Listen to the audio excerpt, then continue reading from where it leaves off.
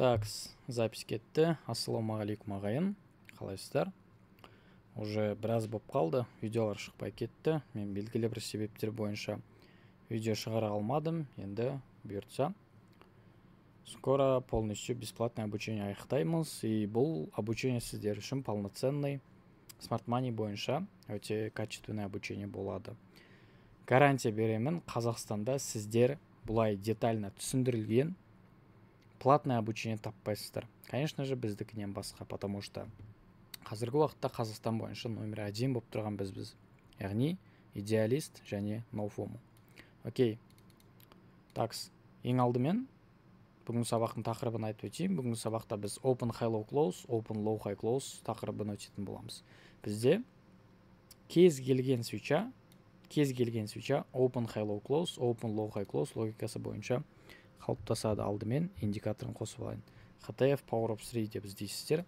Сол кезде осылай индикатор шығады. Настройкасына кіреміз. Using Midnight деп қоямыз. И индикатордың полностью настройкасы автоматом тұр. То есть Using Midnight дегенді қоса саламыз болды. Мынау бізде күндік свитчаның қалыптасқаны. Яғни бізде күндік свитчаның максимум бар, бізде күндік свитчаның минимум бар, бізде күндік свитчаның ашылған бағасы бар, бізде күндік свитчаның жабылу бағасы бар.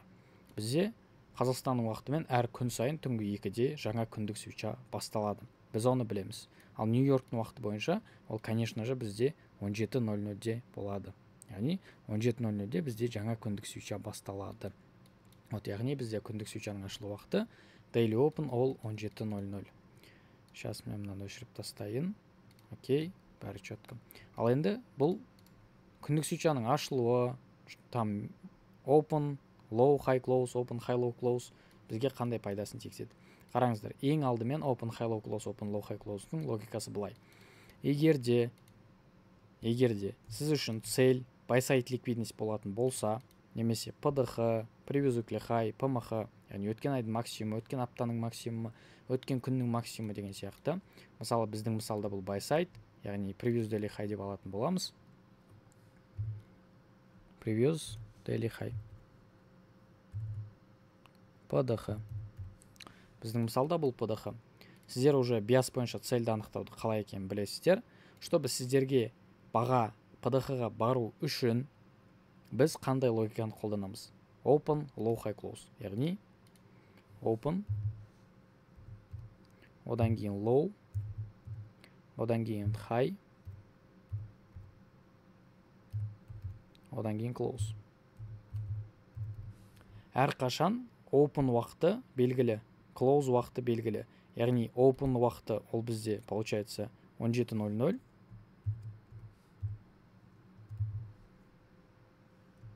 Тура сол сияқты Close уақыты белгілі. Ол бізде получается 16:59. Яғни свитчаның жабылу уақыты. 17:00-де бізде жаңа келесі свитча басталып кетеді.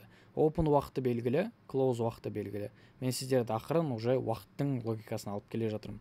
Егер де біз алдын ала күндік свитчаның қай уақытта ашылатынын білсек, қай уақытта жабылатынын білсек, біз бағаның күн ішінде қалай қозғалатынын анықтай аламыз. Қараңыздар енді. Open, Low, High, Close. Бұл бізде лонговый свитчаға арналған, яғни бізде күндік таргет buy side ликвидность болған кезде. Окей. То есть логика в чем? Почему мен именно Midnight алдым? То есть қараңыздар. Бізде екі тал күннің ашылу уақыты бар. Ол бізде Daily Open. Ол жаңа айтып өткенімде күннің ашылу уақыты 17:00. Тура сол сияқты True Day Open деген бар. True Day Open. Ол біздің уақытпен, конечно же, 00:00. Midnight'тың уақыты. Почему? Потому что основной азиатская сессияның диапазоны бізде Midnight'қа дейін болады. Қарасаңыздар, мына квадратик менде азиатская сессия. Азиатская сессияның диапазоны менде полностью Midnight'тың уақытына кеп тұр. Енді загвоздка в чем? Біз Daily Open'да 17:00 екенін білеміз, True Day Open'да 00:00 екенін білеміз. Енді қараңыздар. Open, Low, High, Close, Open, High, Low, Close логикасы бойынша бізде күндік свитча ашылғаннан кейін, точнее True Day Open, Midnight'тан кейін. То есть, мына жақта біз азиатский диапазон деп аламыз. Азиатский диапазон біз үшін таргет PDH. Бізде күндік свитча ашылғаннан кейін, яғни midnight-тан кейін баға әрқашан, егер сіздерде таргет бойынша цель buy side ликвидность болатын болса, sell side ликвидностьпен жұмыс жасау керек. LTF слом арқылы баға PDH-ға бару керек. То есть загвоздка в чем? Бізде midnight-та open болды. То есть ровно midnight-та open болды. Либо осылай насызайын. Стоп, мынаны өшіре тұрамын. Мынаның бәрін аламын да midnight-қа дейін жылжытамын.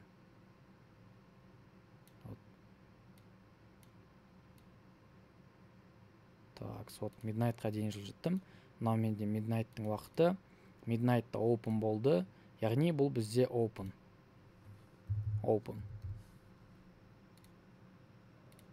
Бұл бізде open болады.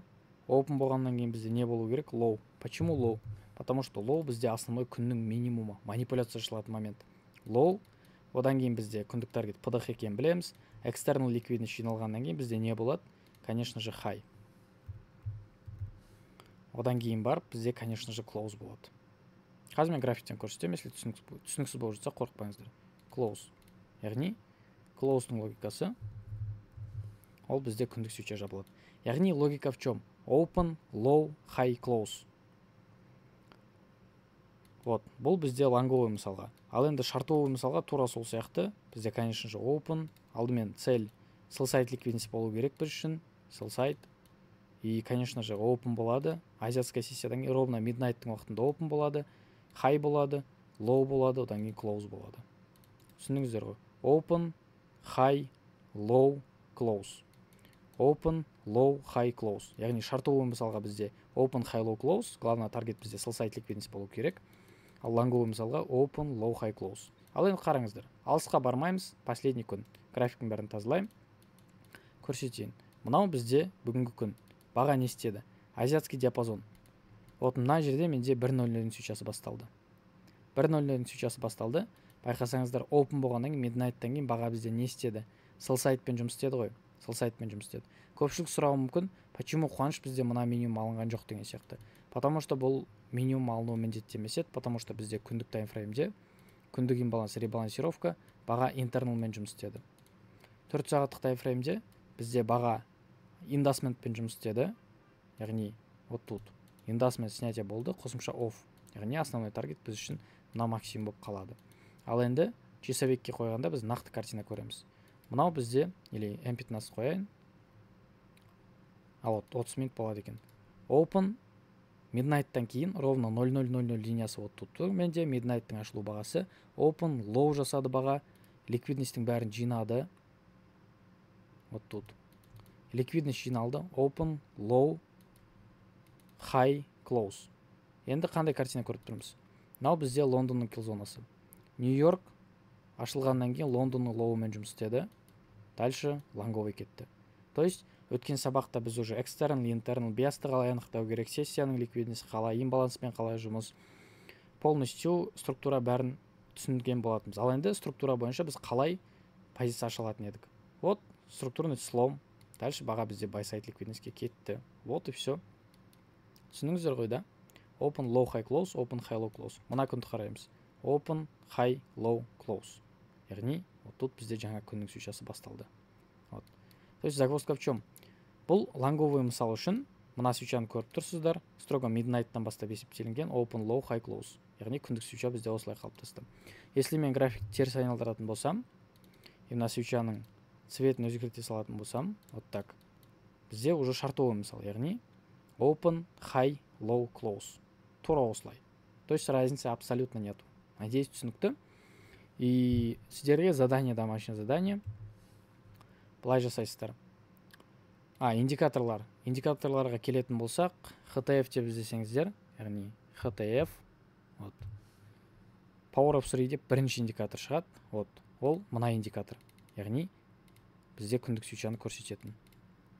Ал енді келесі индикатор, яғни менде мына сессиялар көрсетіп тұрған индикатор, ол менде ICT деп іздесеңіздер шығады. ICT everything, вот. Everything осы автордан индикатордың настройкасы келесідей. -4 дегенге қоясыздар. Одан кейін барып осы екі галочканы басасыздар. Вот. Одан кейін осы екі галочка Лондонның уақытымен де Нью-Йорктың уақытымен тұр. Ол 3:00-ден 5:00-ға дейін тек қана Килзонаның уақытын қойдым. Нью-Йорктікі ол менде 7:00-ден 10:00-ге дейін, Франкфурт мынау менде 2:00-ден 3:00-ге дейін. Вот. Азия дегенді қоспай қойыңыздар. Почему? Потому что мына төмен жақта азиатская сессия бар. Вот. Қараңыздар, одан кейін мынау менде вертикальная линия, ол менде вот осы тұрған линия. Ол менде midnight-та тұр. Вот. Midnight-та тұр. Одан кейін барып opening price линия. Яғни вот этот 00:00 деп тұрған, вот midnight opening price. Вот осы. Яғни midnight-та ашылған баға. Строго midnight-тан кейін байқасаңыздар манипуляция болу керек. Надеюсь, түсіндіңіздер, да? Вот. Одан кейін азиатская сессия менде 20:00-ден 00:00-ге дейін тұр. Стандартлы отклонение өшіріп тастасаңыздар болады, керек емес. TFX байқасаңыздар менде әр күнде понедельник, вторник деп жоғары жақта ағылшынша жазылып тұр. Вот осының бәрін қосып, осыны боттым деп тұрады, ол төмен жақта тұрады. Осыны топ деп қойсаңыздар, жоғары жақтан шығады. Вот дальше мына екеуін өшіріп тастайсыздар, вот сол кезде сіздерде полноценный, доступный индикатор болады. Надеюсь, түсінікті ағайын. Open High Low Close, Open Low High Close концепциясы. Именно midnight-тан кейін манипуляция болады, манипуляциядан кейін основной қозғалыс болады. Байқасаңыздар, манипуляциядан кейін бізде күннің минимумы белгіленген. Вот күннің минимум қалыптасқан кезде сіздер позиция ашасыздар и все. Яғни sell сайт алынды ма, buy сайтқа дейін, buy сайт алынды ма, sell сайтқа дейін деген сияқты. Қараңыздар, мысалы мына ситуацияда midnight-тан sell сайт алынды, өткіл sell сайт жиналғаннан кейін баға buy сайтқа ұмтылды. Көріп отырсыздар, да? Мына жақта уже азиатская сессия өз ликвидностьпен жұмыс жасағаннан кейін баға қайтадан түсіп ликвидность жинаған жоқ. Басқа күндерді бір көрсетіп өтейін. Азиатская сессиядан кейін основной қозғалыс лонговый азиян хай алынды. Основной қозғалыс бізде шартовый болды, көріп отырсыздар, да? Уже мына жақта бізде баға Нью-Йорк, Лондонның лоуын алды, и дальше бізде баға основной лонговый кетті. Азияның хай алынды, midnight-тан кейін баға лонговый болды. Вот тут. И дальше бізде баға PDL-ге кетті деген сияқты. Мына күнді қарасақ та, Азиян хай алынбаған, если не ошибаюсь, SMT болды. Окей, басқа күндерді қарайық. Вот, midnight-тан кейін Азияның хай алынды, баға шартовый болды. Основной күннің максимум болды тут. Строго midnight-тан кейінгі максимум болып тұр. Мына күнді қарайық.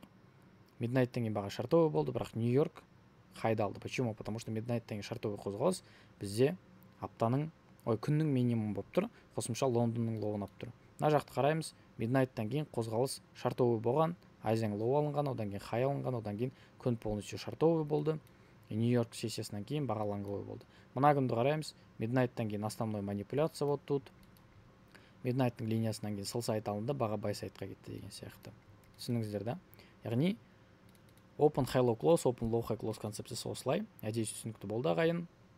Егер сіз сапалы обучение іздеп жүрсеңіздер, келіңіздер, көмектесеміз. Идеалист және де NoFomo көмектесуге дайынбыз. Сіздерге задание, индикаторды қосып, полностью логиканы түсініп алу. Если что, YouTube-та менде полноценно видеолар болады. YouTube каналында ақтарып тауып алыңыздар. Немесе маған телеграмға жазып сұрасаңыздар болады. Менің телеграмым ол собачка қуаныш 00. Вот, менің телеграм аккаунтым осы. Жазып сұрасаңыздар болады. Надеюсь, түсінікті болды. Берекелі болсын ағайын, берекелі білім болсын. Қазір YouTube-қа и TikTok-қа салынады. Сау болыңыздар.